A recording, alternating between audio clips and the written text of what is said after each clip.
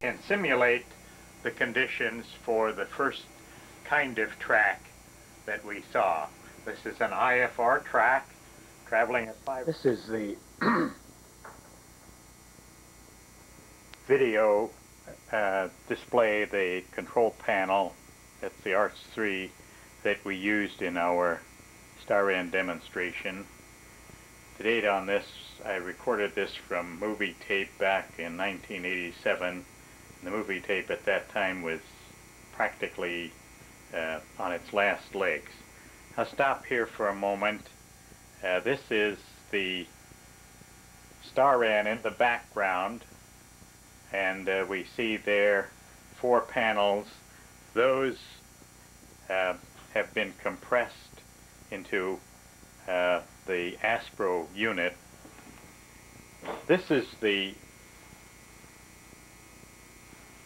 look of the panel as I recorded off of the movie film.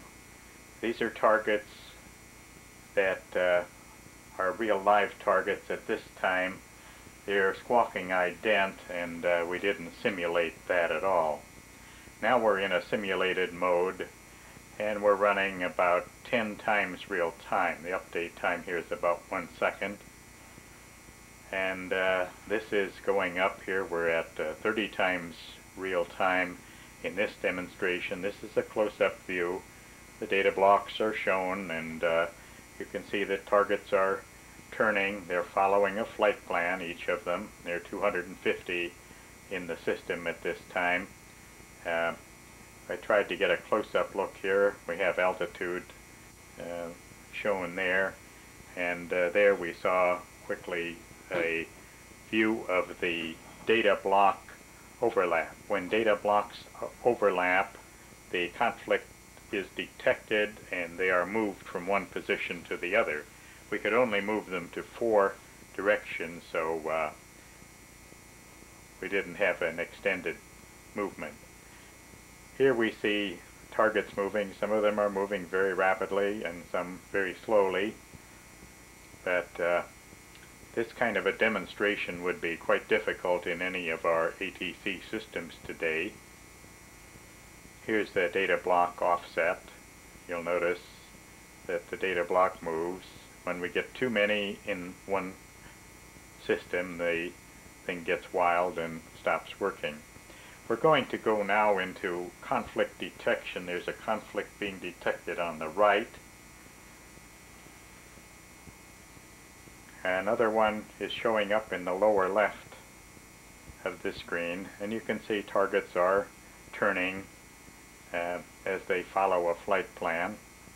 Here we see conflict detection off on the lower left, and now we've dimmed the data blocks except where a conflict is going on, as in the lower left here.